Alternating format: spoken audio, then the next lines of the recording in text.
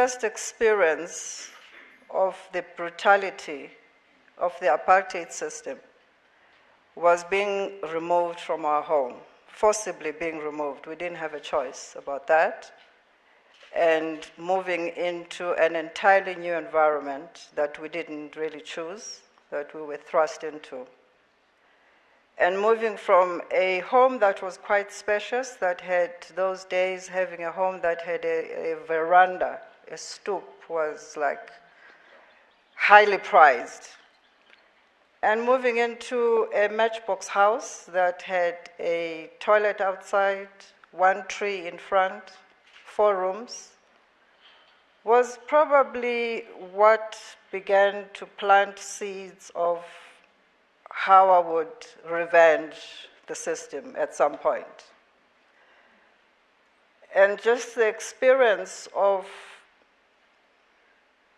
the hardship that we had to endure as young children, changing schools, having to make new friends and learning skills to adapt to the unexpected in life. I think all of those experiences have shaped who I developed to become. And over time and many experiences that I will spare you, really strengthened the resolve in me to defy what the system intended for me to achieve with my life. And made a very conscious decision that I would be who I want to be, not who the system wants me to be. And that really shaped the choices that I made, the education that I was blessed enough to have, because during those years, having university education was a privilege.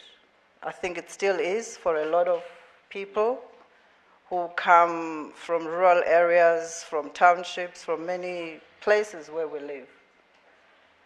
And it's a privilege that we should never underestimate. And we should never take for granted.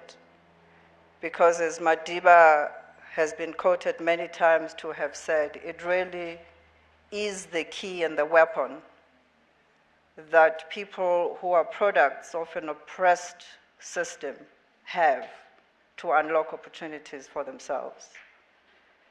And to see the responsibility that we carry as midwives to pass on knowledge to others, and I have great admiration for what ULP has accomplished, and just even its existence. And I like the idea of it being a movement, not just an initiative, but a movement that can pass on from generation to generation. So we need to see ourselves as midwives who have a responsibility to pass on our experience to others, to pass on the knowledge that we have, to create opportunities for people, to mentor, to enable as many people as possible to make the most of their lives, to believe in themselves, and not to compare ourselves with each other, because we all have our own gifts. Each one of us have different talents, so what I've achieved, you may not be able to achieve, but you can achieve something much better that is more suited to who you are. I always tell young people who say they want to be like me to say, no, you don't want to be like me. You want to be the best person that you can be. And that really should be the guiding principle of our lives. Discovering what our gifts are, what our talents are, and finding the support that we need to be the best person that we can be, whether it's through a mentor, through reading of books, through conversations with people who have walked the path that we may be considering, but to recognize that nobody owes us anything.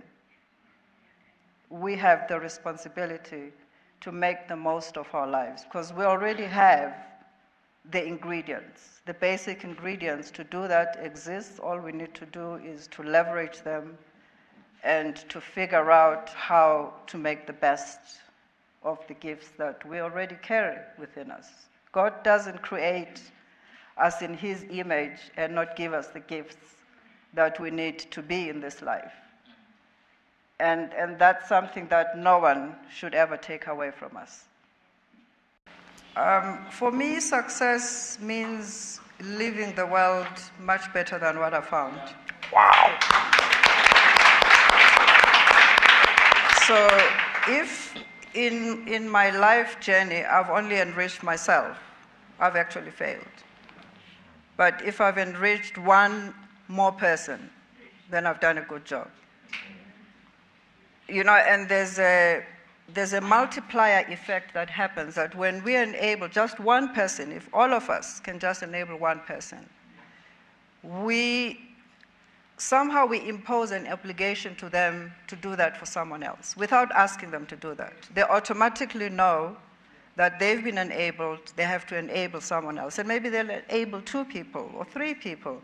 And that's how the multiplication begins to happen, and that it becomes embedded as a culture of how we live our lives. That to just be preoccupied with success for ourselves is very, very shallow and limited, with all due respect. We only succeed if other people around us succeed. If we just succeed in an island of poverty, we have actually failed.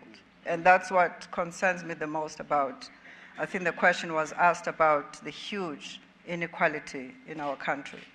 That's something that disturbs me. When you have companies where CEO is being considered for 300 million and they are not able to approve a 1,000 rands for their employees, an additional 150 rand for people who really create wealth for that company. It's not the CEO that creates wealth. It's the people who are on the ground, who put their lives at risk.